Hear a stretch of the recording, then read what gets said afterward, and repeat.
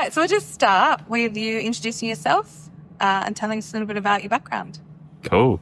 I'm Tom Opie. I am bartender here at the beautiful Waratah, and I kind of started in hospo as like a waiter. I lied on my resume to become a bartender at a restaurant. I was making passion fruit mojitos for about a year and a half, but along that year and a half, I just kind of got obsessed with wine and cocktails, and I remember kind of going on YouTube and the Educated Barfly. I'd just go through every single classic that he had on his page, and I wrote them all down. I had like 100 classics in this book, and I kind of just became obsessed with it, and then started working at Burst and Deaths with Jared, and he kind of just gave me like free reign. I just became more obsessed with the microbiology and the flavour and stuff rather than booze, and like I still love classics because they have like the platform for everything, but definitely more obsessed with that kind of the microbiological part of everything that we do now, I think, yeah. So tell us a little bit about the Waratah and why it's so special. Like, where is it? And all right, well, the Waratah, it's in Darlinghurst, on the corner of Liverpool Street and Darlinghurst Street. It's kind of like a love letter to Australia, I guess, and that's why it's special, right? It definitely bleeds the ethos of Evan, a man who is, authentic and true in most of the things that he does. And for the land that we live on, the Gadigal land, it's a homage to that land too. Work with a lot of Aboriginal suppliers. Me being a displaced Indigenous man myself, it's very special to me as well, and how he kind of communicates with that. This place is downstairs. It's very much a kind of pub cocktail bar, which you guys experienced last night. And then upstairs is more of a kind of high-end, high-concept venue. So I always say when people come to the table, I'm like, if you've been to the Waratah, this is a love letter to Australia. So every single menu for cocktails, we choose a region, and specific to that region, we choose different botanicals and plants and producers. And through that, we kind of create this story that envelops through our drinks and people's experiences, I guess. I guess that'd be the kind of corner pub, but also high-end kind of venue that tells a story. Yeah, cool.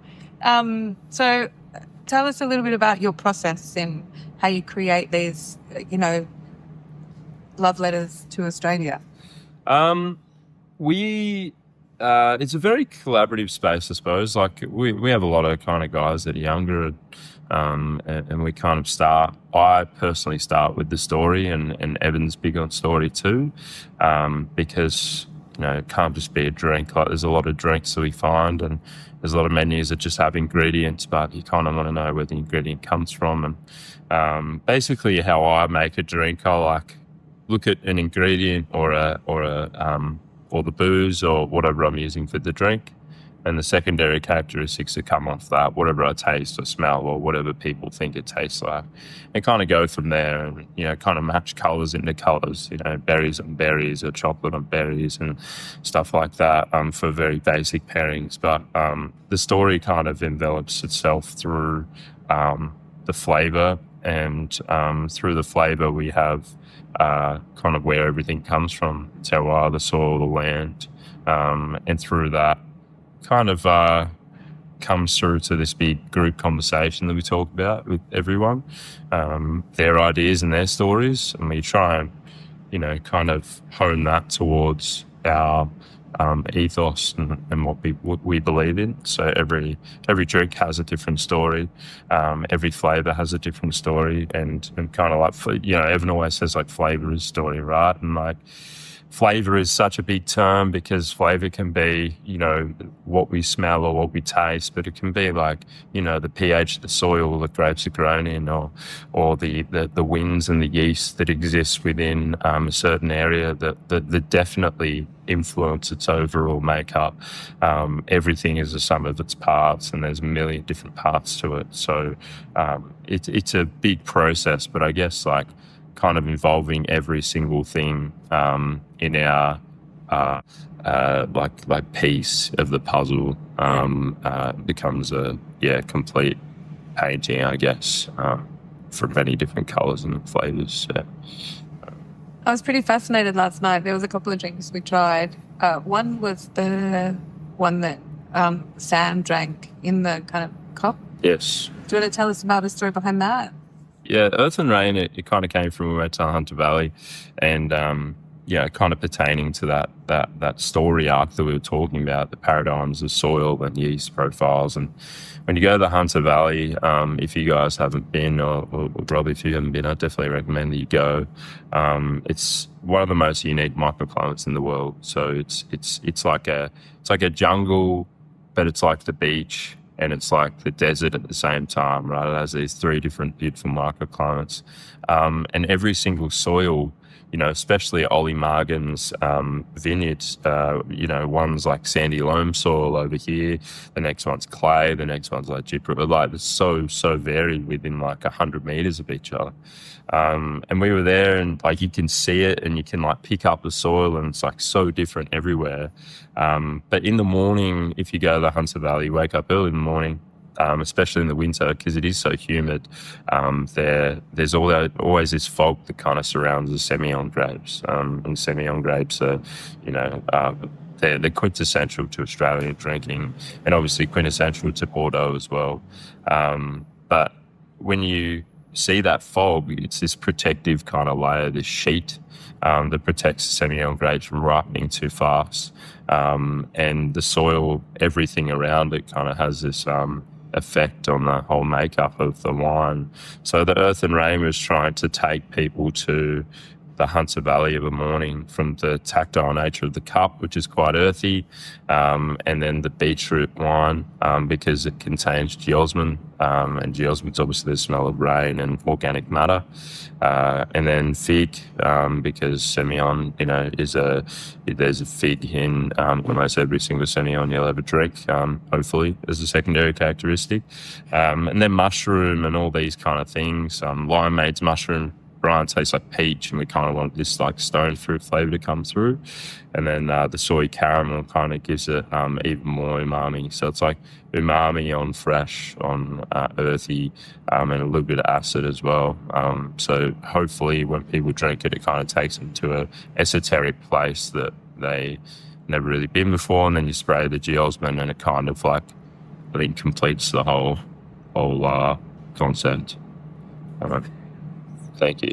I really appreciate it. Thank you. And the other thing we talked about last night was non-alcs, and you've made a really nice non-alcoholic option on the menu. I'd love to talk about that and how that came about as well. Yeah, of course. Like non-alcs to me is very important, because like around my family and friends, we've had a lot of alcoholism, and in hospitality there's a lot of problems with that as well. And very important to me. I don't drink a lot. I taste a lot. I observe a lot, but my relationship with alcohol has changed a lot. So I think my obsession is more just in like creating things that people enjoy, whether or not it stimulates them, with alcohol, or whether it just makes them happy because they're having a good time with friends. And the Yuzu and Flowers is basically like this kind of experiment that me and Ev kind of had, where Vinden had like a whole 20 litres of Gewürztraminer lees, and he was like, "Hey man, I got all this lees. Do you want to take it?" And I was like, "You know what? I'll take it." And then I was like, "What am I going to do with this?" And I read all this stuff on yeast, and as I told you last night, the yeast kind of as it hits any liquid, because we associate lees with like, whiskey, sherry, wines, aging and kind of flavour, texture, and we don't really give it enough kind of credit for what it can do in non-alcoholic liquids, because yeast is this living thing. It basically hits liquid and it autolyzes, which means it dies.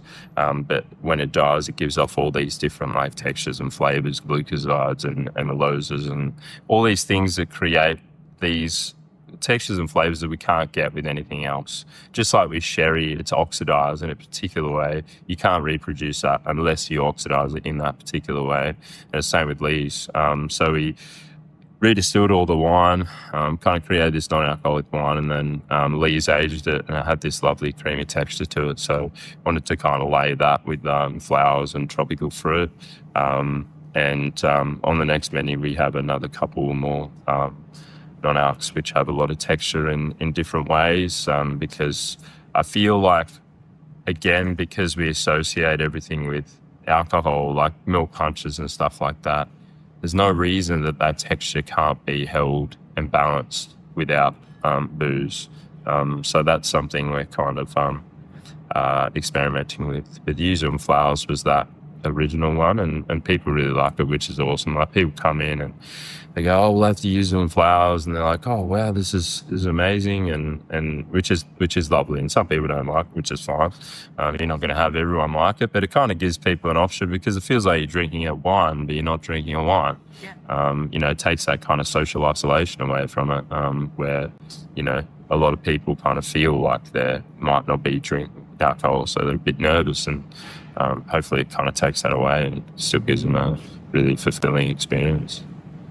Yeah, I've been recently I've been unwell, and so for me, I'm always looking for what the non-alc option is. So I don't drink much. I just do a lot of tasting and stuff. Yeah. But that last night was like the best. Oh, thank you. I really appreciate that. I mean, yeah, that's a lovely thing to say. Yeah. So what about plans for the future? You seem really into all things technical, biological, chemical. Yeah. What do you have a vision of where you want to see yourself?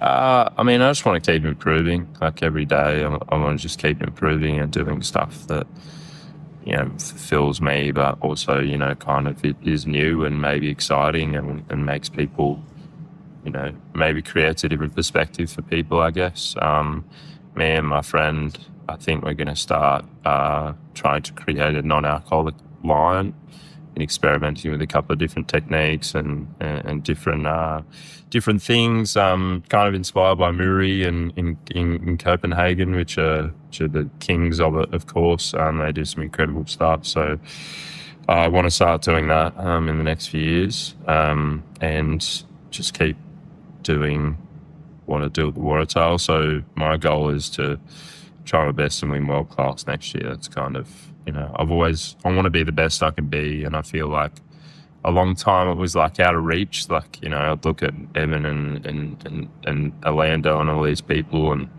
I'd be like, there's no way I'll ever be that good. And I'm not saying that I am or whatever, but I feel like it's a little bit more within reach now. Hopefully I can inspire people along the way. I said the other day that I really like the drinks and stuff is amazing and makes me happy and it makes people happy and it's great that people like it, but at the end of the day I just want to be a good role model for people, be the best I can be, and hopefully people can see that, and if they have mental health issues or whatever, or I'm more than open to talking about it, and hopefully they can see as a runner and doing calisthenics every day and not drinking, and hopefully they can see that they don't have to drink and do things that they might not want to do or whatever. But I think for now, maybe, Waratah, world class, inspiring people, maybe a bar in the future, and then those non-alcoholic things. But just keep enjoying it. I love it every day, so I just want to keep doing that. Cool. We noticed your photography online. So do you want to tell us a little bit more about that? Yeah, that's kind of the second thing I'm obsessed with, I guess, a little bit. Just like, just kind of creating perspective, kind of in the way like we create perspectives and nostalgia through drinks, take people to places. It's kind of another thing I'm obsessed with. When I go overseas, I just hate when, like when a photo isn't like what I see in a place, like people get their iPhone out and they take a photo and I'm like, I want it to be better, I guess. And then like when I go, I just want it to like give people the most accurate representation of where you are in like a stylistic way. So I started photography just doing it as a hobby, and people started paying me to do it, which is nice. And it's a great pleasure of mine, creating memories. I do a lot of film photography as well, and that's kind of, it's like a time capsule, you know. There's nothing like film photography. You really can't replicate it. Maybe in the future with some hectic AI or whatever, but like the photos that I've taken on film photography, I remember every single one of those moments. And then the digital photography, it's nice to kind of do for like the Waratah and like bars and restaurants and stuff, and kind of create a perspective of what I see of them, and maybe they like that. Yeah, I just love it. It's great. Whether or not I made money from it wouldn't matter, because I just really enjoy it, and I love going out with like my mates, like Ryan Snedden. I'm sure you guys know. We went out in Copenhagen together and just did a big day of shooting, and it's great. Like, you don't get to hang out with photographers much, which is amazing. But yeah, I just love photography, and I don't know if anyone wants some photos. Let me know. We might take you up on that at some point. Right, we did really like them actually. Thank you. So it was really, really cool. I feel like I want to just have a chat. I really enjoyed talking to you last night. It was really nice. Chat to behind the bar and stuff, and there's such a nice vibe here at the Waratah. Thank you. And you're probably quite a big part of that. Yeah, thank you. I think our culture is a big thing here. And when people are upset or with something or whatever, like, we're very, very open to hearing that. There's no never shut people down. You know, we don't have big staffies after work. You know, like a lot of us have our own lives away from this, whether we're going to the gym or going shopping to the markets, whatever it might be, and no one's pressured to be here all the time or this be their lives. You know, we just want people to be happy and enjoy it, and I feel like that reflects in the staff, and hopefully it does, because like we love each other. Like, we're so sad about people leaving, and I've been in hospital now for like 10 years, and I don't think I've ever been so sad about like my work friends leaving, or like, you know, hopefully life friends now leaving. And I guess that's kind of you know, reflected in Evan, who's such an open guy, and you know, like whenever I'm sad or like forgotten something or whatever, you're just honest with him, and he's just so good. Like, he's never ever not empathetic. I feel like that just feeds down. You know, everyone gives each other hugs when they need it, and it's not like a fake family. I feel like it's just like people have their own lives and they come in and just want to have a good time and do the best job they possibly can. Which, yeah, and hopefully people feel that when they come in, and obviously you guys do. Definitely Makes us really happy. Yeah. This was sort of like Sam's wildcard last night for us. Oh, really? Yeah. Like, oh, there's this place I want to take you to. Yeah. So I'm like, okay. Yeah. Are up for it. So, and funnily enough, we're actually just staying at the top of Victoria Street for the next couple of days, so you might see us. Yeah, awesome. For a nightcap. Oh, mate, no negativity in that. That's for sure. Love having you guys in. So, if somebody was to come in here, what would be the kind of cocktail of choice if they were to come in for the first time? So obviously we have the weekly menu downstairs, which is kind of using like fresh produce week on week.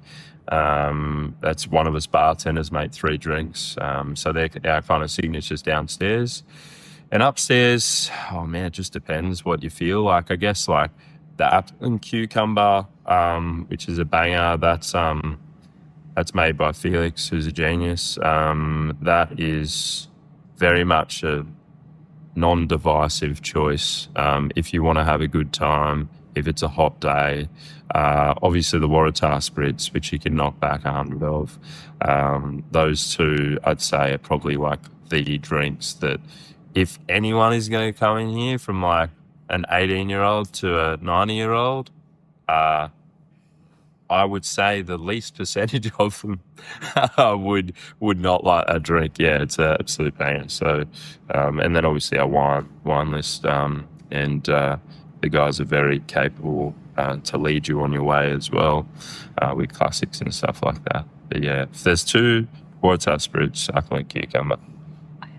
No, yeah, proves that message. And have you got anything to say on Sydney in general? If somebody was to come for the first time, want to say a bit about the place? Yeah, man, Sydney's great. Sydney has lots of different pockets. It's very different to Wollongong from where I come from. It's a bit busier. But there's obviously Bondi with the beaches. There's down the road El Primo Sanchez, which is, they're just amazing team there. They're lovely people. Eduardo leads it, and Seb and Omar, and I met so many people in hospo, but like every time I see them, they're just so excited to see me, and I'm so excited to see them. And like, it doesn't happen with everyone, you know. Like, there are people that you know and that you see in hospo and stuff. But these guys are just so cheerful, and like, they're very positive, and I just love them. Obviously, Sam Cox of St. Peter, amazing bartender. St. Peter just got Restaurant of the Year. Very, very epic. And then, you know, you got things like Pears 40, classically good. You have places like Fortunate Son in Newtown, which are doing great stuff. Earl Stew Joint, and Double Deuce Lounge, which you guys went to last night. There's a nice range of different bars, and the community is just very good. Like, everyone, we're not super tight, but everyone knows each other, and everyone's really lovely when they come in here. If you come to Sydney, just go to some of those bars and have a real good time. If you want to ball out, go to St. Peter. If you don't want to ball out, go to like Bella Bruta in Newtown for amazing pizza, or like Cafe Pachi or something. You know, there's so much good food. There's so many people who come in, they're like, oh yeah, we're going for dinner. I'm like, oh, where? And they're like, oh, this place. I'm like, I've never heard of that. It happens like so many nights. There must be like 1,000 restaurants in Sydney that are worth going to. Yeah, very global, beautiful city, just like Melbourne. Just a bit more beach, I suppose. Yeah. All about the water here. Yes. People love So the tell us water. about Wollongong as well, because you're from Wollongong, yeah? Or Yeah. no, not quite. Well, I'm from Shell Harbour. Shell Harbour. Shell Harbour's not very interesting. It's kind of got this marina which looks terrible down in Shell Harbour. There's not a lot to do. My brother still lives there, so we run together there, which is nice. Yeah, Wollongong's great, man. Like Wollongong started there, you know, Births and Deaths, which is my pride and joy. That was we closed that in 2018, but it was becoming something really, really cool. It was like Black Cockatoo, us, a couple other different cocktail bars, and it was becoming like a really good small bar city. And then unfortunately things are just too expensive there. But like, the place is beautiful, you know, like the beaches. If you want, like, I'm a runner, so like you can run from Wollongong to like all the way to Ossamere. The beaches are beautiful there. The coffee is amazing. There's places like Goodies, Park Road Garage in Bulli. Yeah, the coffee is like insane there. I just love living there. It's a great lifestyle. Traveling to Sydney is really hard, you know, sometimes, especially when you're doing like 40, 50-hour weeks or whatever you're doing. But like, to go home to like my girlfriend and the cat and be able to run, go to the gym that's 5 minutes away, go have a coffee that's 5 minutes away, it's pretty special. So I think not many people get to live that life. If you're in Wollongong, it's well worth the visit, definitely. Yeah, definitely well worth the visit, for sure. And you said that you wanted to do things in the sort of Indigenous community. You want to expand on that? Yeah, it's we work with a couple of Indigenous suppliers here, of course. Lots of different suppliers in the kind of South Coast as well, like Mundia, Wardenu. And it's kind of, for me, it's close to my heart because like it's, as a displaced Indigenous person, it's difficult to kind of identify myself with these people. So I just want to do as much as I can, you know, in terms of like using their produce, doing like pop-ups with them. You know, I volunteered at some places down in Shell Harbour and stuff. And the Indigenous community is very, very tight knit, especially around Sydney. There's lots of different suppliers. Newcastle. If you want plants, going to Indigrow in St. Susie is amazing. I bought like 20 different plants from there. I love it. You go in there and they've got like 500 different Indigenous plants, like stuff you didn't even know that existed. And they're just like, oh yeah, man, you put this here and you put this in your garden and this needs half sun, and they just know everything. They are the masters of the land. Aboriginal people, my ancestors, they literally know everything about it, from why you would plant a certain tree at a certain temperature in a certain season, because there's 7 seasons in Dharawal, Gadigal and Wiradjuri country. And those 7 seasons depend on like what flowers are blooming, what birds are migrating, what way the water's moving in the estuaries. Whereas we have the 4 seasons, which is quite disconnected from the way they work. So I think learning the 7 seasons, if you want to use Aboriginal produce, is a fantastic thing to do. It'll teach you not only like the way their world works, or our world works, but like kind of why things will be in season, or, you know, if you want a Banksia flower, when is it? When does it have as much nectar as it should, so you can make a wine out of it or something, or, you know, there's all these things. So I think learning about Indigenous culture is it's needed. You know, there's only 2% of restaurants and bars in Australia that use Aboriginal produce, besides like lemon myrtle and stuff like that. So, you know, it's needed, but it's also quite a complex logistical issue, because these supply chains, they don't have as much money. They're not held up by big business. And if big business did take over them, to kind of be like, oh, like, is that ethical? Is it not? But there is a couple of, Nawa Butcher that we work with, Nathan, Mundia, Wondu, places like that. There's lots of Indigenous suppliers, but they're very small. So learning the seasons and talking to your local Indigenous suppliers and communities is a great way to learn the trade. I understand it's difficult to face that as a white person sometimes, that, you know, we took their land, and but it's kind of, we need to do it eventually, you know, and why not do it as bartenders and chefs and waiters and owners and stuff, whereas we're the ones kind of displaying that art out there for people to become familiarised with. Makes a lot of sense. Yeah. The way to a person's heart is through their stomach. Okay. The way to a person's heart is through their Yes, stomach. exactly right. Yeah, exactly. If you want someone to know what sunrise lime is, just chuck it on a plate. Exactly. Well, this is delicious. Yeah, it's from Western New South Wales. You know, like people learn that stuff. I love that. I think that's really great.